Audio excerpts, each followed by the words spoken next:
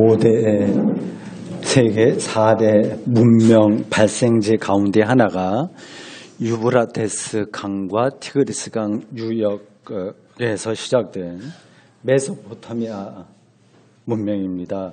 지금의 터키 지역입니다. 그 지역에서 가장 발달한 도시가 우루입니다. 오랜 세월에 걸쳐서 상류에서 밀려온 토사 때문에 그 우루가 묻혀버렸습니다. 오랜 세월 그렇게 됐습니다. 1930년대에 영국 고고학팀에 의해서 그게 다시 발견됐습니다. 성경에는 이 우루가 갈대아 우루 이렇게 표기되어 있습니다. 아브라함의 고향으로 알려져 있습니다. 그것은 맞는 이야기입니다. 아브라함은 이 우루 고대 가장 번성했던 이 도시에서 귀족에 속했다고 합니다. 그는 우리가 다 알지 못하는 사정에 의해서 우루를 떠나 이제 방랑을 시작했습니다. 성경은 아브라함이 아브라함으로 하여금 고향을 떠나라고 하는 말씀이 하나님으로부터 왔다. 그렇게 보도합니다. 그는 유프라테스 강 그 유역에 살다가 우르에 살다가 북서쪽의 방향 그 유프라테스 강 상류 쪽에 있는 하란에 머물다가 아버지 데라가 죽은 다음에 조카와 아내를 데리고 이제 다시 남서쪽 지중해를 면하고 있는 가나안 쪽으로 내려와서 정착했습니다. 이 아브라함이 바로 이스라엘의 시조입니다. 이스라엘은 아브라함의 후손이라고 하는 것을 자랑스럽게 생각합니다. 그들만이 아니라 우리 기독교인들도 마찬가지입니다. 마태복음 1장 1절이 이렇게 시작합니다. 아브라함과 다윗의 자손 예수 그리스도의 세계라. 아브라함이 중요하다는 얘기죠. 바울은 로마서 6장에서 이 아브라함을 믿음의 전형으로 이야기합니다. 오늘 설교 본문에 속하는 창세기 15장 6절을 인용해서 바울은 로마서 4장 3절에 이렇게 이야기합니다. 성경이 무엇을 말하느냐? 아브라함이 하나님을 믿음에 그것이 그에게 의로 여겨진 바 되었느니라. 창세기 15장이 전하는 아브라함 이야기는 그러니까 유대교인들만이 아니라 우리 기독교인들에게도 결정적으로 중요하다는 이야기입니다. 저는 오늘 이 창세기 15장이 전하고 있는 아브라함 이야기를 여러분들에게 말씀드리려고 합니다. 날짜를 특정할 수 없는 어느 날 아브라함은 환상을 보았다고 합니다. 환상을 보았다고 해요. 비전이라고 할 수 있겠죠. 어떤 건지 구체적으로 우리는 알 수 없고 성서 기자가 환상이라고 표현하고 있습니다. 거기서 하나님의 말씀을 들렸습니다. 내용이 다음과 같습니다. 아브라함아, 두려워하지 말라. 나는 네 방패요 너의 제국이 큰 상급이니라. 두려워하지 말라고 하는 하나님의 말씀을 들었다는 말은 곧 아브라함이 대단히 두려워했다는 이야기입니다. 고향을 떠난 사람은 늘 불안하고 의식적으로 무의식적으로 두려워할 수밖에 없습니다. 현대인들도 대다수가 고향 상실을 살고 있기 때문에 무의식 세계에 불안이 남아있고 두려움도 있고 그것이 많은 경우에 또 공격적으로 나타나기도 합니다. 아브라함은 사실은 가나안에서 입지전적인 성공을 거둔 사람입니다. 대단한 일가를 이루었습니다. 롯이 그 지역 토호들에게 연합한 토호들에게 사로잡혔다고 하는 소문을 듣고 이 아브라함은 자기 집에서 훈련시킨 군인보다 사병이라고 하죠. 사병, 개인적인 병사요. 이런 일들이 옛날에는 좀 있었던 것 같습니다. 그래서 사병 318명, 숫자도 정확하게 성경에 말합니다.를 데리고 가서 조카 롯을 구출했다고 합니다. 당시 300명이 넘는 개인 병사를 보유하고 있었다고 하는 말은 아브라함이 그 지역의 맹주로서 상당한 세력을 확보했다는 뜻입니다. 그래도 두려움을 완전히 떨칠 수가 없었습니다. 힘이 있을수록 또는 돈이 많을수록 어쩌면 사람은 더 두렵게 사는 것 같습니다. 환상으로 하나님의 말씀을 들은 아브라함에게는 자식이 없었다고 합니다. 고대 사회에서는 자식 없는 것이 불행의 가장 큰 원인이었습니다. 아브라함은 자기 집에서 일하는 청지기의 아들을 상속자로 삼을 계획이었습니다.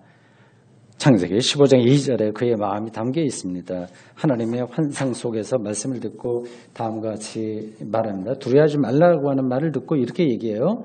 주 여호와여, 무엇을 내게 주시려 하나이까? 나는 자식이 없사오니 나의 상속자는 이 다메섹 사람 엘리에셀이니이다. 아브라함과 하나님의 대화가 계속 이어집니다. 하나님은 아브라함에게 네가 얘기하는 엘리에셀이 네 상속자가 아니다. 네 몸에서 난 자가 상속자다 이렇게 말씀합니다. 아브라함은 이게 귀에 안 들어왔겠죠. 그 뒤로 이야기가 어떻게 전개되는지는 우리는 알고 있습니다. 이 아브라함의 아내 사레가 늙어서까지 불임이라서 고민하다가 자기의 몸종인 하가를 자기 남편 아브라함과 동침하게 해서 아들을 낳게 합니다. 그게 이스마엘입니다. 그리고 한 10여 년 정도 흐른 다음에 이 사라가 또 아주 늙음하게 임신해서 아기를 낳는데 그게 이삭입니다. 이러한 이야기는 미래지 아브라함에게 현실은 아니었습니다. 자신이 할 수 있는 일은 자신의 모든 재산을 그 청지기 중에서 가장 믿을 만한 사람의 아들 엘리에셀에게 물려줘서 가문을 지키는 것이었습니다. 근데 하나님은 그게 아니다. 네 몸에서 날짜를 말씀하셨습니다.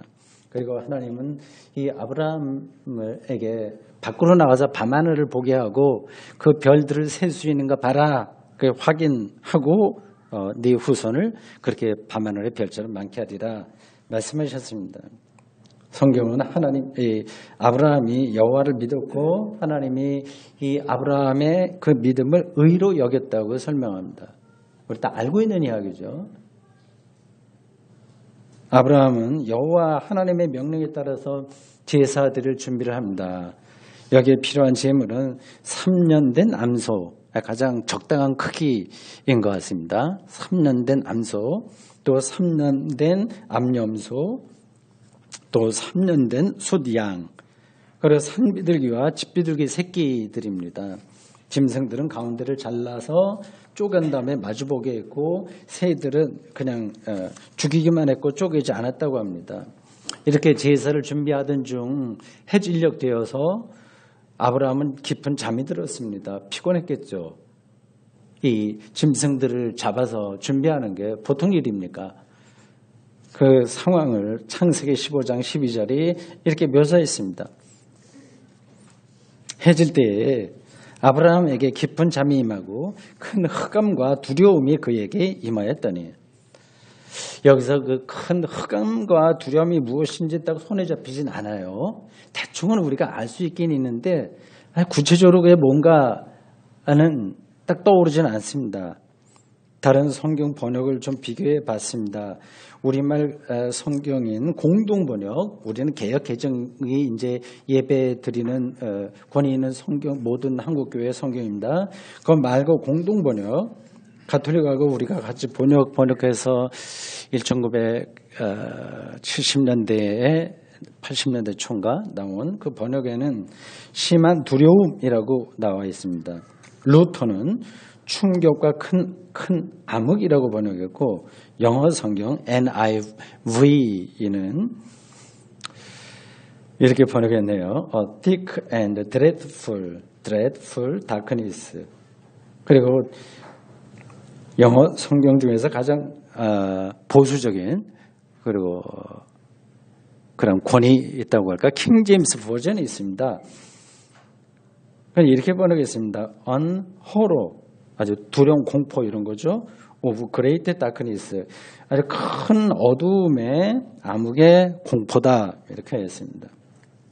아브라함은 지금 자손에 대한 하나님의 약속을 받았고 의롭다는 인정도 받았습니다. 하나님께 제사를 드리는 준비 중입니다. 이제 긴장이 풀려서 초저녁에 깜빡 잠이 들었을지 모릅니다. 마음이 편안하기 때문에 꿈을 꾼다고 하더라도 좋은 꿈을 꾸기 마련인데 오늘 성경 본문 표현만 본다면 악몽 비슷한 꿈이었어요. 여러분들은 악몽을 꾸어보신 적이 계신지요? 나이가 들면 좀 안 합니다. 근데 젊을 때는 많이 꿉니다. 이제 심리적으로도 젊을 때는 불안하기 때문에 자주 그런 꿈을 꿉니다. 도망가기도 하고 쫓기고 그다음 물속에 빠지기도 하고 어떤 사람은 잡힐 순간에 그냥 공중으로 날아버린다고 뭐 그런 얘기도 하더라고요. 실제로 가능한지 아닌지 참 상상력이 좋습니다. 누군가의 쫓기는 꿈을 꾸다가 깨면 기분이 좋지 않습니다. 저는 설교문 없이 이 강단에 서는 꿈을 가끔 꾸었습니다. 너무 자주만 아니라고 한다면 이 악몽을 꾼다고 해서 거기에 실망할 것은 없습니다. 우리가 알지 못하는 경험들이 우리의 무의식에서 작동하는 것뿐입니다.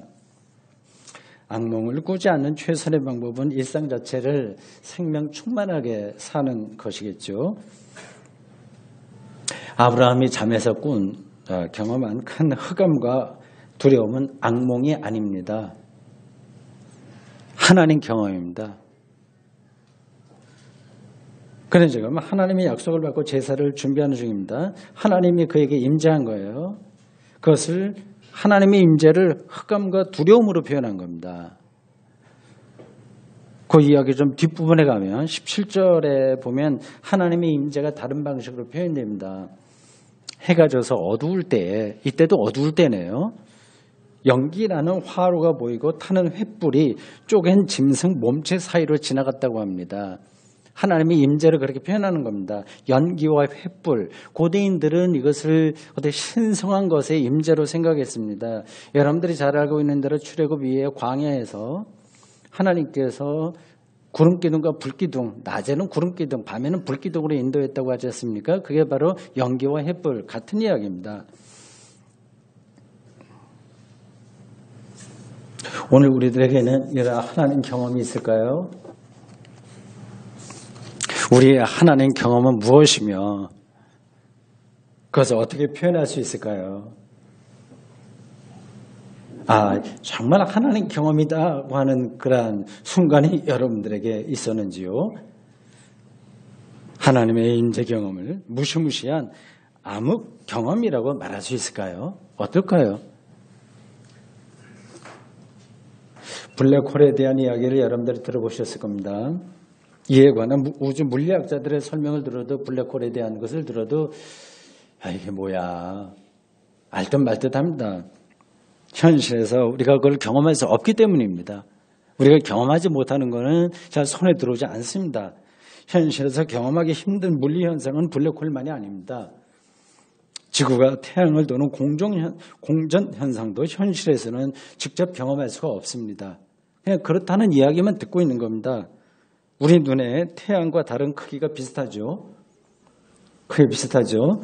그러나 실제로는 비교의 대상이 되지 못할 정도로 태양이 큽니다. 최소한 400배 아니면 500배 이상 태양이 클 겁니다. 검은 구멍이라는 뜻의 블랙홀은 무한의 중력이 작용하는 우주의 어떤 공간을 가리킵니다. 여기에 빨려 들어가면 모든 것들의 형체가 없어집니다.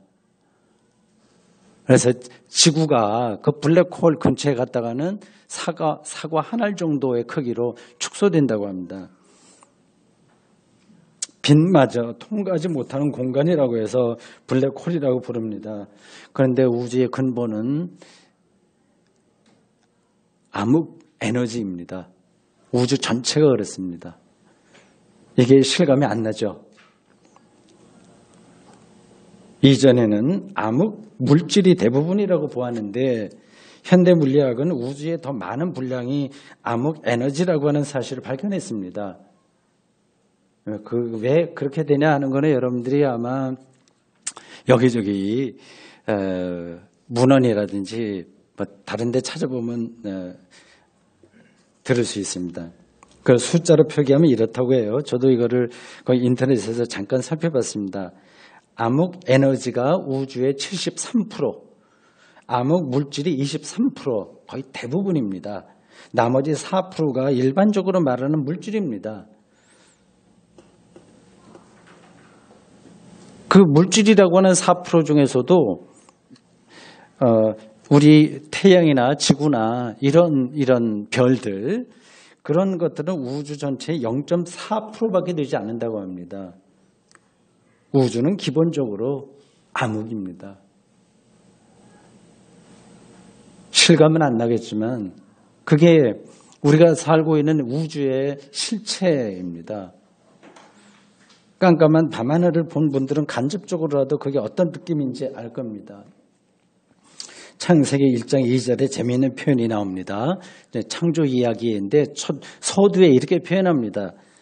땅이 혼돈하고 공허함이 흑암의 깊음 위에 있고 하나님의 영은 수면 위에 운행하니라. 혼돈, 공허, 흑암. 창세기 앞부분에서 진술하고 있는 내용입니다. 여기서 말하는 흑암이 곧 우주의 암흑 에너지와 암흑 물질일까요? 아브라함은 미리 블랙홀과 암흑 물질과 암흑 에너지를 경험하고서 그거를 내다보면서 오늘 본문에 나와 있듯이 큰 두려움, 흑암이 자기를 꿈에 나타났다 그렇게 표현한 것일까요? 우주만이 아니라 우리의 일상도 사실은 암흑입니다. 여러분도 그런 것들을 일상적으로 경험할 겁니다. 우리 앞에 어떤 일들이 일어날지 전혀 알지 못합니다. 인식의 불가능성. 이게 암흑인 거예요. 이 인간의 진면목입니다. 겉으로는 많이 아는 것 같아요. 그런데 그것이 실체가 아닐 경우가 대부분입니다. 그리고 결정적인 것은 우리가 확실하게 보는 게 없습니다. 역사 문제만 해도 그렇습니다. 지금 북미 회담이 지난번 결렬 비슷한 거로 인해서 힘들어지고 있습니다. 그것은 남북 문제에도 영향을 끼치고 한반도 전체의 운명에도 영향을 끼칩니다. 좁은 땅덩어리인 한반도가 분단된 채 지금 70년이나 됐습니다. 처음 분단되었을 때 2차 세계대전 이후 이렇게 70년이나 분단되리라고 하는 걸 누가 예상했겠습니까? 앞으로 70년이 또 이렇게 흘러갈까요? 누가 알겠습니까? 개인의 운명도 모르겠는 한 가지입니다.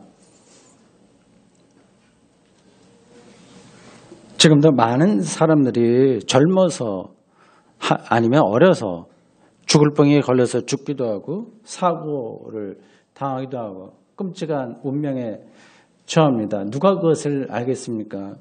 미세먼지로 인해서 어느 순간에 지구의 생태 균형이 완전히 허물어지거나 지구의 기온이 더 상승해서 모든 빙하가 녹아 현재 육지의 반이 물에 잠길지도 모릅니다.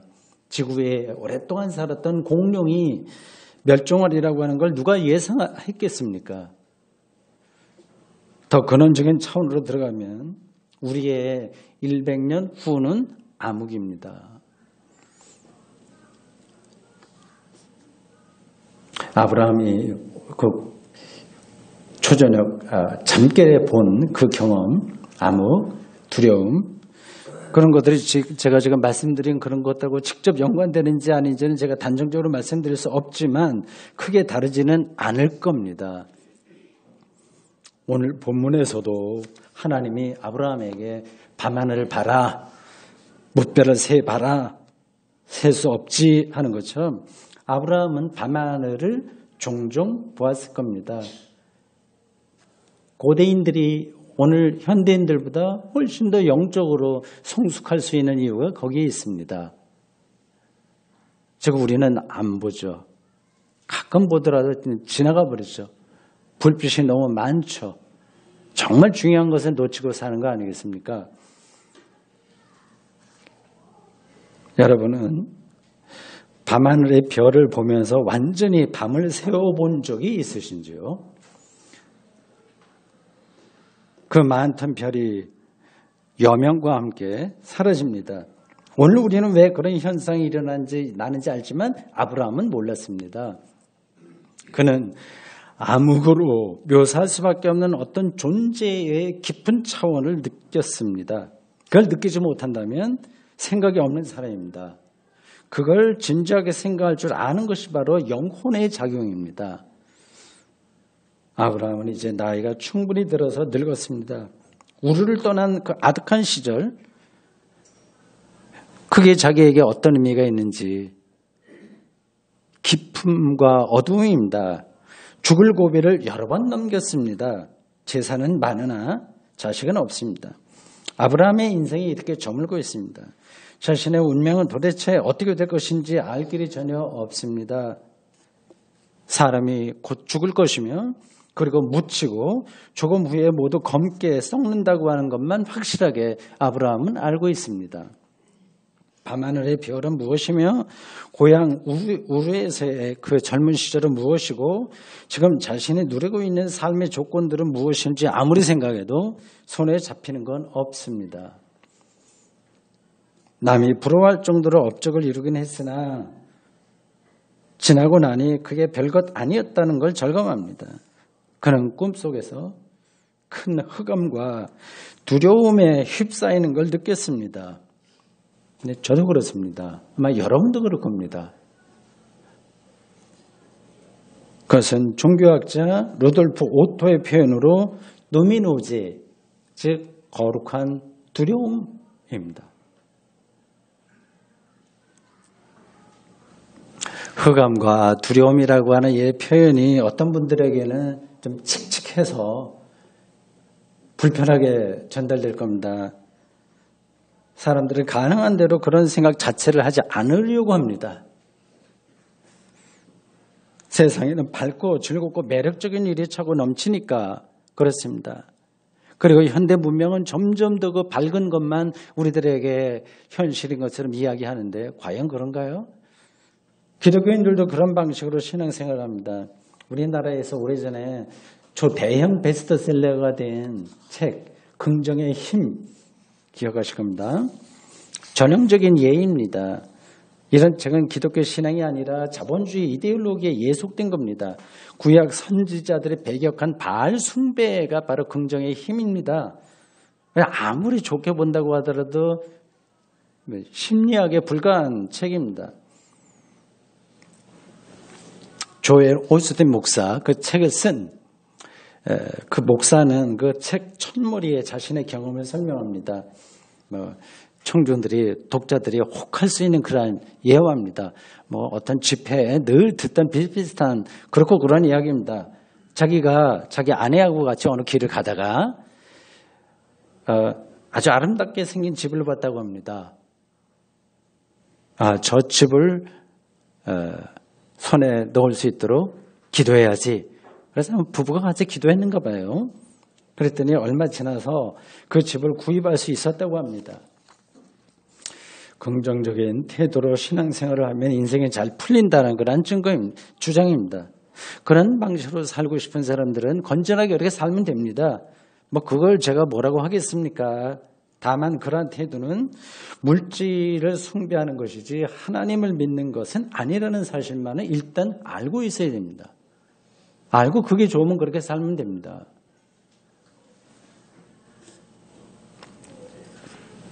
흑암과 두려움이라고 하는 단어가 여러분들에게 칙칙하게 들릴지 모르지만 이 단어는 그런 게 아니라 칙칙한 게 아니라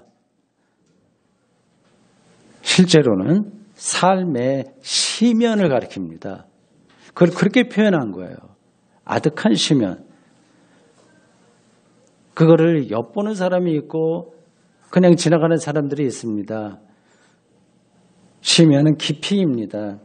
우리가 세상살이에서 어떤 사람을 만나는 것도 사실 따지고 보면 시면입니다. 여러분과 제가 만난 것도 어떤 시면이 거기에 자리하고 있습니다. 우리가 지금 먹는 것도 하나의 밥을 먹는다거나 빵을 먹는다거나 과일을 먹는다거나 그것도 역시 심연입니다. 우리 앞에 놓인 사소한 사물도 각각 다 그 깊이, 우주 전체의 깊이와 연결되어 있습니다. 이제 그 거룩한 것들입니다. 호모 에렉투스라고 하는 그 직립빈, 저는 생각할 때마다 아주 기분이 묘하기도 하고 즐겁습니다. 200만 년 전 직립을 시작한 유인원을 가리킵니다. 호모 에렉투스. 지금 우리의 걷는 행위는 바로 그 유인원과 연결되어 있습니다. 그래서 매일 제가 2층 서재에서 1층까지 계단을 하루에도 10여 번씩 왔다 갔다 이렇게 걸어 내려오고 올라가는데 얼마나 기특한지 모르겠습니다. 대단한 행위거든요. 그리고 그냥 내려오는 게 아니라 찻잔을 들고 또 내려올 수 있는데 이게 얼마나 균형 감각이 대단한 거겠습니까? 호모 에렉투스로부터 내려온 직립의 그 깊이가 거기에 담겨 있는 거죠. 황홀한 거죠. 저는 아직도 여러분도 마찬가지겠지만 친구들과 재밌게 놀던 어린 시절 기억이 선명합니다. 어느 날 일몰과 밤하늘이 보았던 경험들, 삶과 세상을 신비하게 경험한 첫걸음이었겠죠. 어렸을 때 보았던 그런 장면들. 신학대학교를 다니다 20대 초반에 읽은 여러 책들, 도스토옙스키와 에릭 프롬의 책들이 오늘의 저를 만들었겠죠. 중학교 시절부터 시작한 교회 생활과 신학생 시절과 평생 구도적으로 이어온 신학 공부가 오늘의 저를 잘났든 못났든 상관없이 어쨌든 현재의 나를 만든 중요한 요소들입니다. 그러한 심연들은 너무 깊어서 다른 말로 대신할 수 없습니다. 여기에 해당하는 단어는 단 하나입니다. 삶의 신비, 창조의 어둠과 빛. 저는 여러분들이 일상을 생명 충만하게 그리고 재미있게 가능한 대로 즐겁게 살기를 바랍니다. 일상에 충실하기를 바랍니다. 그러나 다른 한편으로 거기에 매몰되지 않기를 진심으로 바랍니다. 일상을 생명 충만하게 살기 위해서라도 흑암과 두려움의 깊이를 들여다볼 줄 알아야 됩니다. 흑암 없이 밝음 없고 두려움 없이 기쁨도 없습니다. 밝은 일상만 좇으면 일상 자체가 과부하에 걸리고 그게 지속되면 빈 껍데기만 남게 됩니다. 삶의 흑암과 두려움에 대한 경험이 현대인들에게 절실하게 필요합니다. 우리 기독교인들은 삶의 흑암과 두려움을 역사적인 한 인물의 운명에서 아주 실질적으로 경험한 사람들입니다. 그 역사적인 인물은 예수 그리스도입니다. 그는 순환당하고 십자가에 처형당했습니다. 십자가의 죽음은 그야말로 흑암 중에 흑암입니다. 두려움 중에 두려움입니다. 블랙홀의 경험이고 암흑 에너지 경험입니다. 여러분이 죽는 순간에 그와 비슷한 현상을 경험하게 될 겁니다. 살아있는 동안에 미리 당겨서 그걸 경험하는 것이 바로 영성의 중심, 영성의 리얼리티겠죠. 우리 기독교인들은 바로 거기 예수 그리스도의 십자가의 그 사건에 예수 역사적 인물 그분의 죽음만이 아니라 하나님이 달리셨다고 믿습니다. 순환당하는 하나님, 십자가에 달리신 하나님을 우리가 기독교 신앙의 중심으로 봤습니다. 하나님의 죽음, 예수 그리스도의 십자가 죽음에서 이 암흑과 같은 그 엄청난 사건을 경험한 사람들에게는 일상이 우리가 정말 소중하게 여기고 살아가야 될 일상이 부활 생명으로 다가오게 될 겁니다. 아멘. 하나님, 오늘 저희도 순환절, 사순절, 둘째 주일에 교회력에 따라서 주어진 귀한 말씀 창세기 15장 1절에서 12절, 17절에서 18절 아브라함의 흑암과 두려움 경험에 대한 말씀을 나누었습니다. 이 순간에 우리가 매몰되어서 창조로부터 지금까지 내려온 역사와 이 지구와 우주 곳곳에 있는 이 삶의 시면들, 흑암이라고밖에 표현할 수 없는 것들을 놓칠 때가 많습니다. 하나님 경험은 흑암과 두려움이라는 사실을 다시 한번 기억하며 이 사순절에 예수 그리스도의 십자가에 더 가까이 가도록 저희들을 붙들어 주십시오. 예수님의 이름으로 기도합니다. 아멘.